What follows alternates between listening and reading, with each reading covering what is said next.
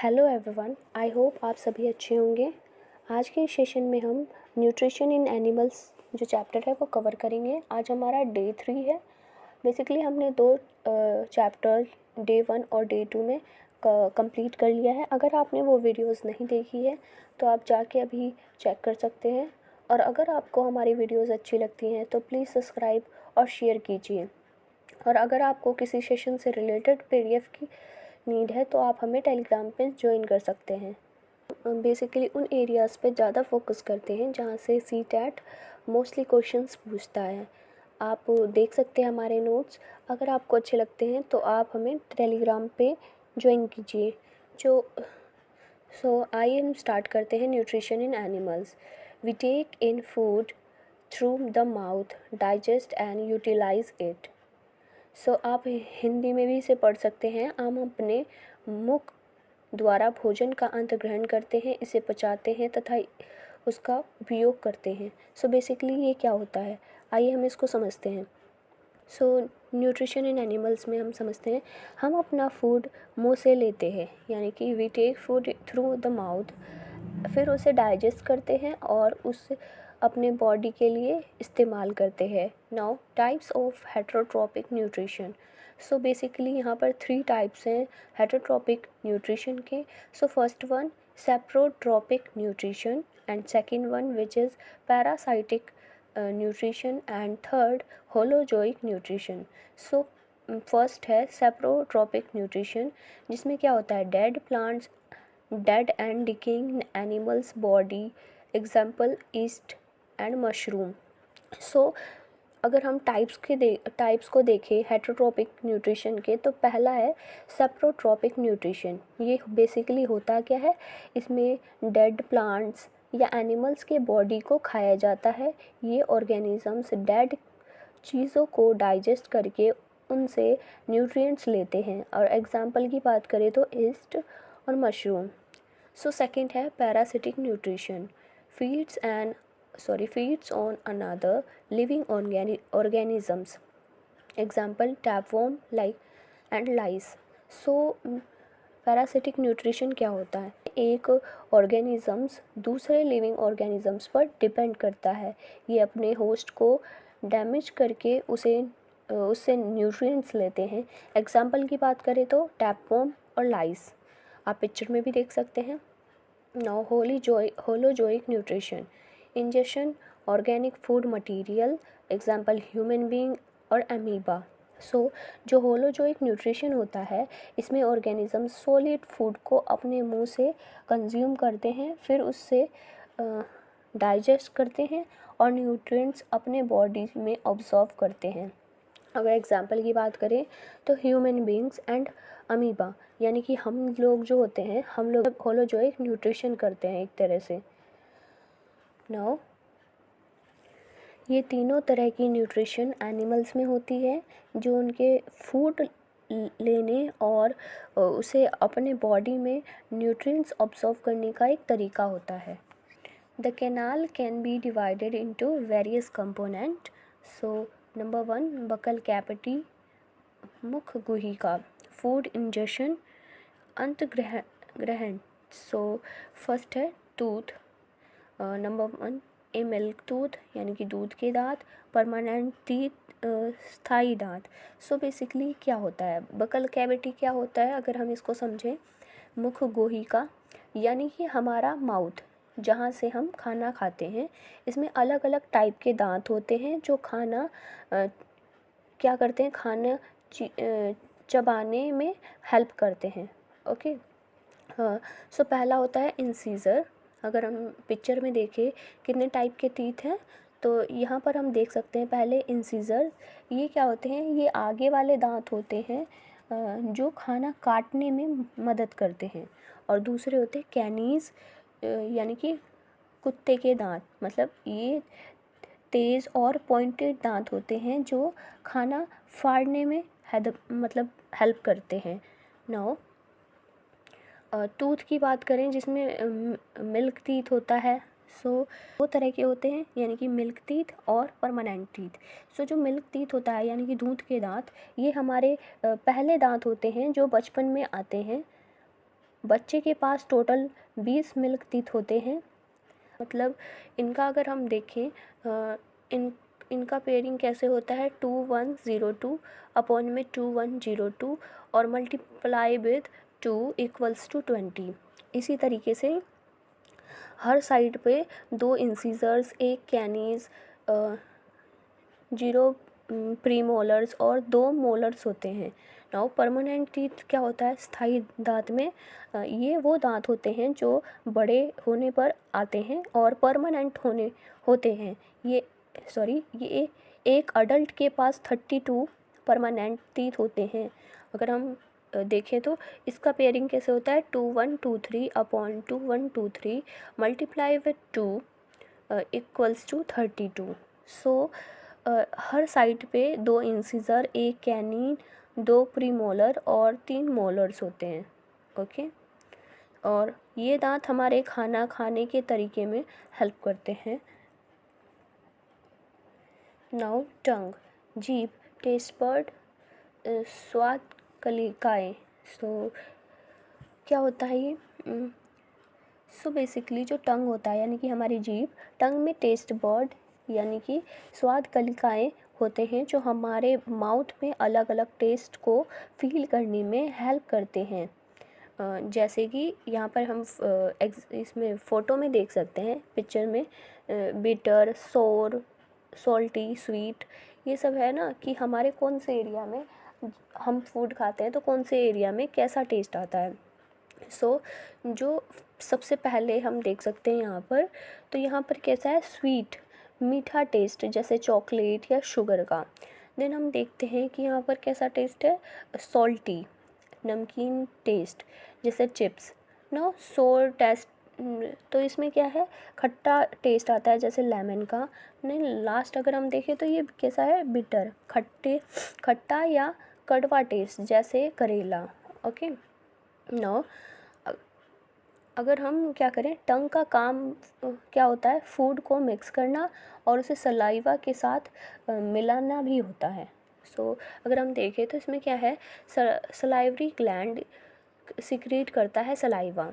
सो क्या करता है, सलाइवरी ग्लैंड वो सलाइवा सिक्रीट करता है और बेसिकली जो टंग का काम होता है कि वो फूड को सलाइवा के साथ मिक्स करना होता है, मतलब उसके साथ मिलाना होता है। तो अगर हम देखें सलाइवरी ग्लैंड सिक्रीट सलाइवा। सो जो सलाइवरी ग्लैंड होता है, ठीक है, सलाइवरी ग्लैंड्स सलाइवा यानी कि लार, सलाइवा क्या होता है, लार होता है, लार बनाता है जो फूड को मॉइस्ट करता है और स्टार्च को सिंपल शुगर में कन्वर्ट करता है। सलाइवा खाने में आसानी से हेल्प करता है।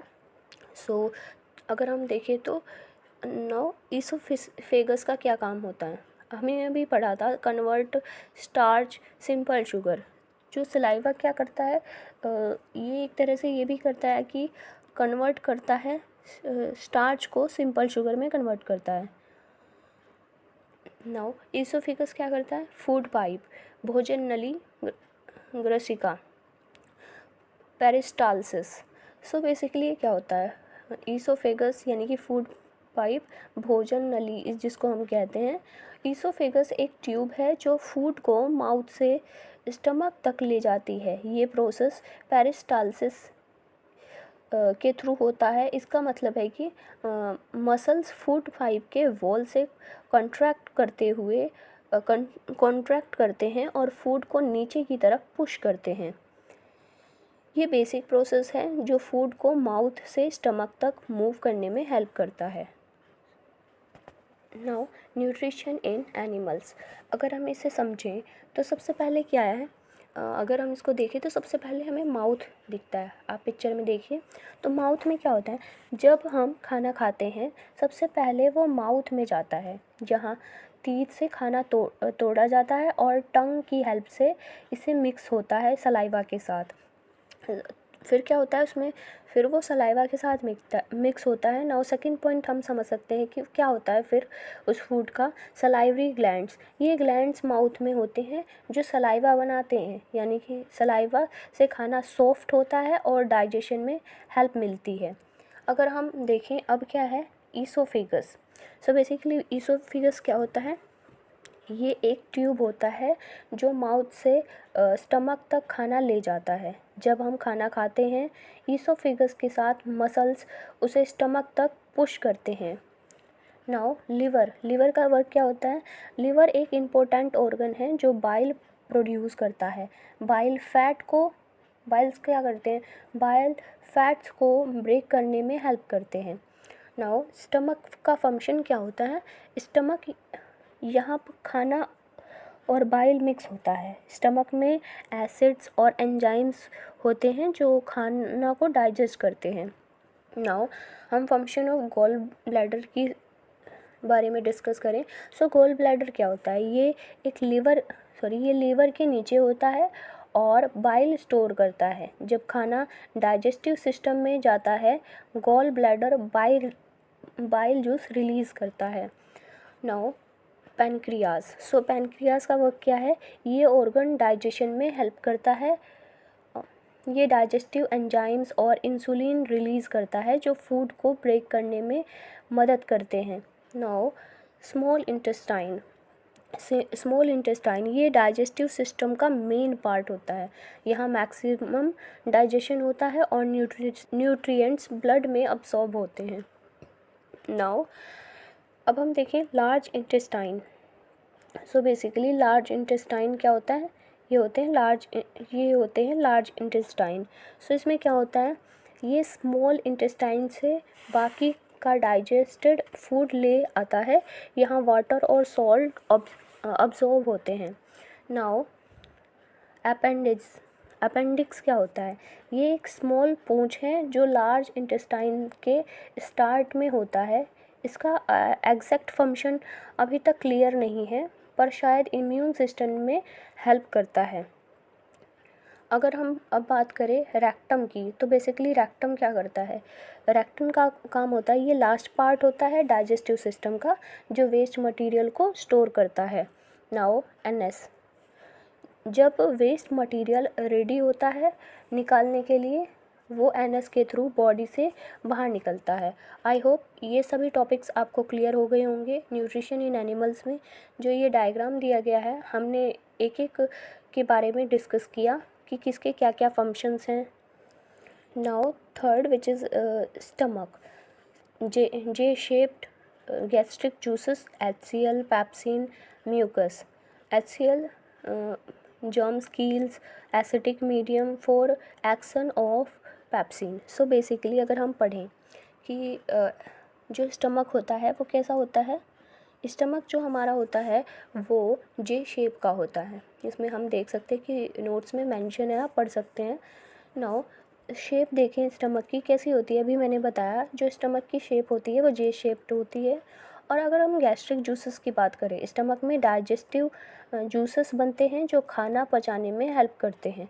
तो सबसे पहला हमने पढ़ा है HCl। तो बेसिकली HCl क्या होता है? Hydrochloric acid. ये एसिड स्टमक को एसिडिक बनाता है। सो दूसरा होता है हमारा पैप्सिन। इसका काम क्या होता है? ये एक एंजाइम होता है जो प्रोटीन को तोड़ने का काम करता है और यानी कि प्रोटीन ब्रेक डाउन में हेल्प करता है। नाउ थर्ड है mucus, protect inner lining of the stomach. So basically जो म्यूकस होता है, ये म्यूकस स्टमक के अंदर की लाइनिंग को प्रोटेक्ट करता है ताकि एसिड और पैप्सिन उसे नुकसान ना पहुंचाएं। HCl में हम देखते हैं कि इनके क्या क्या फंक्शंस होते हैं। पहले इनके फंक्शन को डिस्कस करेंगे। जो हमने पढ़ा gastric juices, HCl, pepsin, mucus, इनके हम फंक्शंस को पढ़ते हैं। तो पहला होता है HCl का फंक्शन जर्म्स किल। एसिड जर्म्स और बैक्टीरिया को मार डालता है जो हमारे साथ आ सकते हैं। नाउ प्रोटीन ब्रेकडाउन, ये होता क्या है? पैप्सिन प्रोटीन को छोटे पार्ट्स में तोड़ते हैं जिससे डाइजेशन आसान होता है। Now protect inner lining. Mucus क्या करता है? इनर लाइनिंग को प्रोटेक्ट करता है स्टमक के। तो म्यूकस स्टमक की इनर लाइनिंग को प्रोटेक्ट करता है। नाउ एसिडिक मीडियम, HCl में बात करें, इसमें लिखा है acidic medium. So acidic environment pepsin को अच्छे से काम करने में मदद करते हैं। नाउ स्टमक की बात करें हम, जो डायग्राम हमें दिया गया है इसको समझते हैं। सो स्टमक के कुछ पार्ट्स होते हैं। सो पहला होता है फंडस। स्टमक का अपर पार्ट होता है। नाउ बॉडी, स्टमक का मेन पार्ट होता है। कार्डिया, ये वो जगह है जहाँ फूड ईसोफिगस से स्टमक में आता है। नाउ पाइलरस, ये वो पार्ट है जहाँ फूड स्मॉल इंटेस्टाइन में जाता है। So now fourth point, small intestine. So क्या होता है ये?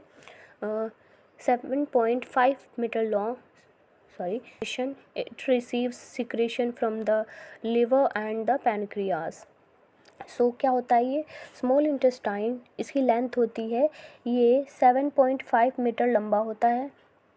सो नाउ एंट्रम, ये डाइजेशन प्रोसेस को कंप्लीट करने में हेल्प करता है। स्मॉल इंटेस्टाइन को लिवर और पैनक्रियास से सिक्रेशन मिलती है जो डाइजेशन और फूड के न्यूट्रिएंट्स को ऑब्जर्व करने में हेल्प करते हैं। तो स्मॉल इंटेस्टाइन में ज़्यादातर डाइजेशन होता है और न्यूट्रिएंट्स ऑब्जर्व किए जाते हैं। नाउ अगर हम पहला देखें, liver, largest gland in the body, secrete bile juice, और स्टोर कहाँ होता है ये? गॉल ब्लैडर में स्टोर होता है, यानी कि पित्ताशय इसमें स्टोर होता है। Important role in digestion and fat, ये क्या करता है? Emulsification of fats. सो अगर हम इसको डिटेल में समझे तो क्या होता है? जो लिवर होता है, यानी कि यकृत, ये क्या काम करता है? ये बॉडी का सबसे बड़ा ग्लैंड है। लिवर बाइल जूस यानी कि पित्त रस सिक्रीट करता है। बाइल जूस गॉल ब्लैडर यानी कि पित्ताशय में स्टोर होता है। सो बेसिकली ये डाइजेशन में इम्पोर्टेंट रोल प्ले करता है, स्पेशली फैट्स को डाइजेस्ट करने में, यानी कि इमल्सिफिकेशन ऑफ फैट्स। लेकिन लिवर में कोई एंजाइम्स नहीं होते, does not contain any enzyme. इस टॉपिक पे आप ध्यान दीजिए, इस पॉइंट पे इसमें लिखा है, लेकिन ये क्या नहीं करते ये, लेकिन लिवर में कोई एंजाइम्स नहीं होते हैं। ओके, नाउ सेकेंड पॉइंट क्या है ये हमारा? सेकेंड हम देखें तो पैनक्रियास है। So pancreas, the pancreatic juice acts on carbohydrates and proteins and change them into simpler form. So basically क्या होता है ये? कंप्लीट डाइजेशन कहाँ होता है? स्मॉल इंटेस्टाइन में होता है।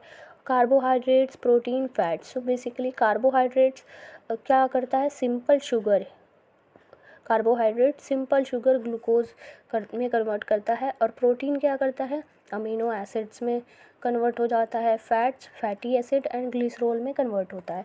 आइए हम इसको थोड़ा समझते हैं। जो पैनक्रियास होता है, पैनक्रियाटिक जूस कार्बोहाइड्रेट्स और प्रोटीन पे काम करता है और उन्हें सिंपल फॉर्म में कन्वर्ट कर देता है। ये स्मॉल इंटेस्टाइन में डाइजेशन कंप्लीट करता है। कार्बोहाइड्रेट्स को सिंपल शुगर यानी कि ग्लूकोज में बदलता है, प्रोटीन को अमीनो एसिड्स में बदलता है और फैट्स को क्या करता है? फैटी एसिड और ग्लिसरॉल में बदलता है। सो आइए आगे के टॉपिक्स को पढ़ते हैं। So now villi, finger like outgrowth inner wall of small intestine. The surface of villi absorb the digested food. So villi क्या होता है? villi छोटे उंगली जैसे स्ट्रक्चर होते हैं जो स्मॉल इंटेस्टाइन छोटी आंत के अंदर वाले वॉल पर होते हैं। इन विलाई का काम होता है डाइजेस्टेड फूड को ऑब्जर्व करने और ब्लड स्ट्रीम तक भेजना। नाउ अब हमारा फिफ्थ पॉइंट है लार्ज इंटेस्टाइन। ये कितना मीटर लंबा होता है? 1.5 metre. The large intestine is wider and shorter than small intestine. So large intestine क्या होता है? लार्ज इंटेस्टाइन स्मॉल इंटेस्टाइन से थोड़ा मोटा और छोटा होता है। ओके, नाउ फंक्शन की बात करें, absorb water and some salt from the undigested food material. तो ये इसका फंक्शन क्या होता है? अगर हम इसके फंक्शन की बात करें तो अगर हम इसके फंक्शन की बात करें, ये पानी और कुछ सॉल्ट को अनडाइजेस्टेड फूड से अब्सॉर्ब करता है। ये वो चीज़ें जो डाइजेस्टेड नहीं होती उनमें से पानी और सॉल्ट को अपने अंदर ले लेता है। Now the remaining waste passes into the rectum and remains there as semi-solid feces. सो ये क्या करता है? जो वेस्ट मटेरियल बचा रहता है वो रेक्टम में चला जाता है और वहाँ से सेमी सॉलिड फीसेस बन जाता है। Now egestion, the faecal matter is remove through the anus. So ये क्या होता है बेसिकली, फिर ये वेस्ट यानी कि फेसेस, एनस यानी कि गुदा के थ्रू बॉडी से बाहर निकल जाता है। नाउ अगर हम यहाँ पर डायग्राम देखें स्टारफिश का, starfish feeds on animals covered by hard shell of calcium carbonate. After opening the shell, the starfish pops out into stomata through its mouth to eat the soft animals inside the shell. The stomach then goes back into the body and the food is slowly digested. यही चीज़ आप हिंदी में भी पढ़ सकते हैं। So basically star fish के बारे में पढ़ते हैं। स्टार फिश क्या करती है, अपने खाने के लिए उन एनिमल्स पर डिपेंड करती है जिनके ऊपर हार्ड शेल होती हैं, जो कैल्शियम कार्बोनेट से बनती हैं। जब स्टार फिश को खाना मिलता है तो वो पहले शेल को खोल लेती है, फिर वो अपने पेट को अपने मुंह से बाहर निकालती है और सॉफ्ट एनिमल को अंदर से खाना शुरू कर देती है। जब पेट का काम हो जाता है तो वो फिर से बॉडी के अंदर चला जाता है और फूड धीरे धीरे डाइजेस्ट होता है। सो आइए हम आगे के टॉपिक्स भी कवर करते हैं। So now grass eating animals, घास खाने वाले जंतुएं। They quickly swallow the grass and store it in a part of stomach called rumen. Here the food gets partially digested and is called cud. So cud क्या होता है, returns to the mouth and the animal chew mouth it. So rumination, आप हिंदी में भी इस चीज़ को पढ़ सकते हैं। सो अगर आइए हम इसको समझते हैं थोड़ा, ये क्या होता है। ग्रास ईटिंग एनिमल्स जैसे कि काऊ, बफेलो और गोट्स का एक स्पेशल डाइजेस्टिव सिस्टम होता है जो उन्हें ग्रास को एफिशिएंटली डाइजेस्ट करने में हेल्प करता है। सो पहला अगर हम इस पिक्चर से समझें, आप इसे पिक्चर को देखिए। सो ये एक डाइजेस्टिव सिस्टम है रूमेंट का। सो इसमें क्या है, सबसे पहले हमें ईसोफेगस दिया गया है, गले की नली। सो इसमें क्या होता है, पहले ये एनिमल्स ग्रास को जल्दी से निगल लेते हैं और वो गले की नली यानी कि ईसोफेगस से होता हुआ पेट तक पहुंचता है।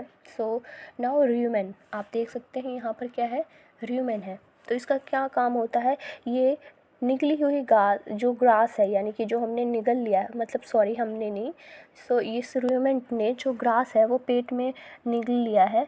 तो ये निगली हुई ग्रास जो होती हैं पेट के एक पार्ट में स्टोर हो जाती हैं, जैसे हम रूमेन कहते हैं। यहाँ ग्रास का पार्शियल डाइजेशन होता है और वो कर्ड यानी कि जुगाला बन जाता है। नाउ अगर हम अब देखें तो इसमें क्या है, र्यूमिनेशन, हम किसकी बात करें। नाउ अब क्या है र्यूमिनेशन, ये क्या होता है। सो जुगाली, इसको हिंदी में अगर हम देखें तो ये जुगाली होता है। सो बेसिकली इसका काम क्या होता है, थोड़ी देर बाद ये कर्ड वापस मुंह में आता है ताकि एनिमल इसे फिर से चबा सके। इस प्रोसेस को हम र्यूमिनेशन या जगली कहते हैं। क्या कहते हैं, रूमिनेशन या जगली कहते हैं। कर्ड को चबाने से फूड भी स्मॉल पीसेस में टूट जाता है जो डाइजेशन को आसान बनाता है। नाउ अगर आप इस पिक्चर में देखें तो अब है स्टमक। नाउ स्टमक का क्या काम है, जब कर्ड को अच्छे से चबा लिया जाता है तब वो स्टमक में चला जाता है और जहाँ से क्या होता है, जहाँ पर और डाइजेशन होता है।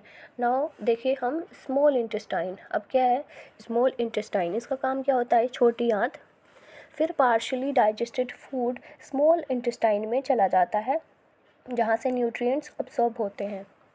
नाउ लार्ज इंटेस्टाइन, बड़ी आंत में जो रिमेनिंग अनडाइजेस्टेड फूड होता है वो लार्ज इंटेस्टाइन में जाता है जहाँ से वाटर ऑब्जॉर्व होता है और जो वेस्ट बचा होता है वो एक्सक्रीशन के लिए तैयार हो जाता है।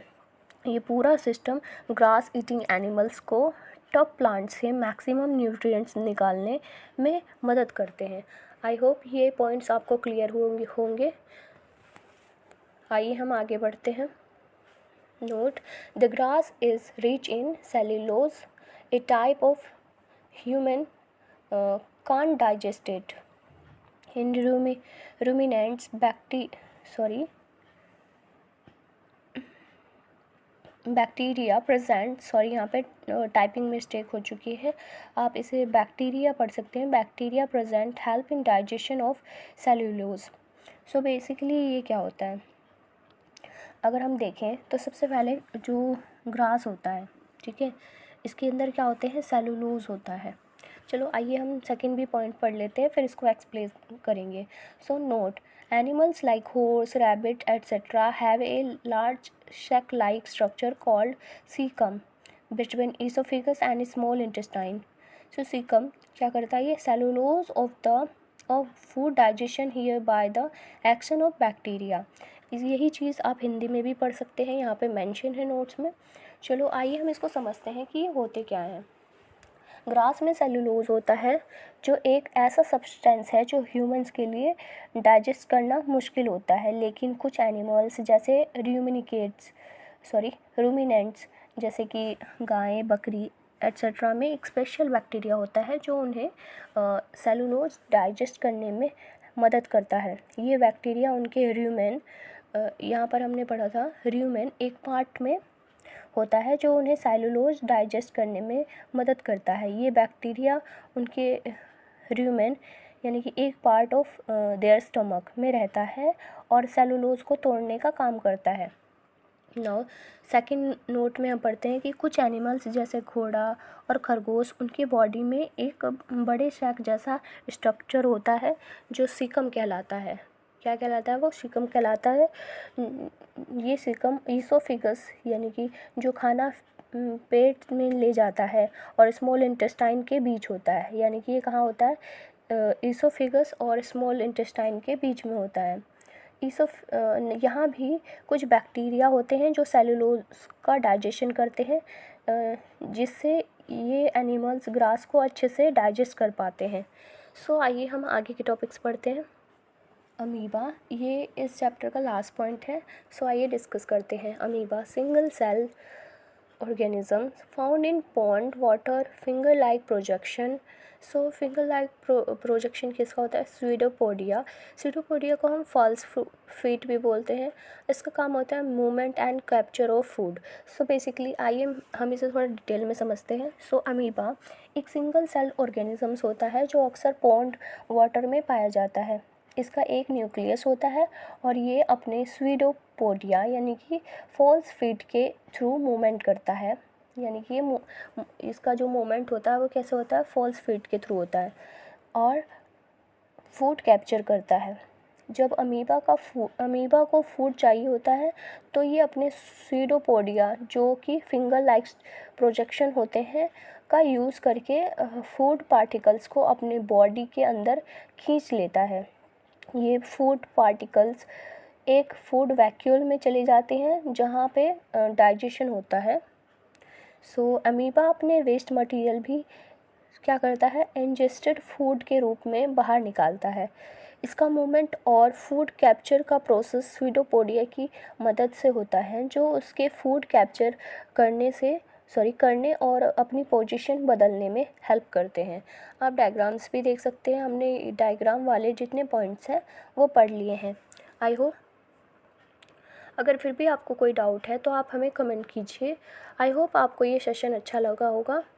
अगर आपको किसी भी सब्जेक्ट्स के CDP, चाइल्ड डेवलपमेंट पेडागोजी के इंग्लिश ग्रामर पेडागोजी या फिर किसी भी इनसे रिलेटेड कोई भी नोट्स चाहिए तो आप हमें टेलीग्राम पे ज्वाइन कर सकते हैं।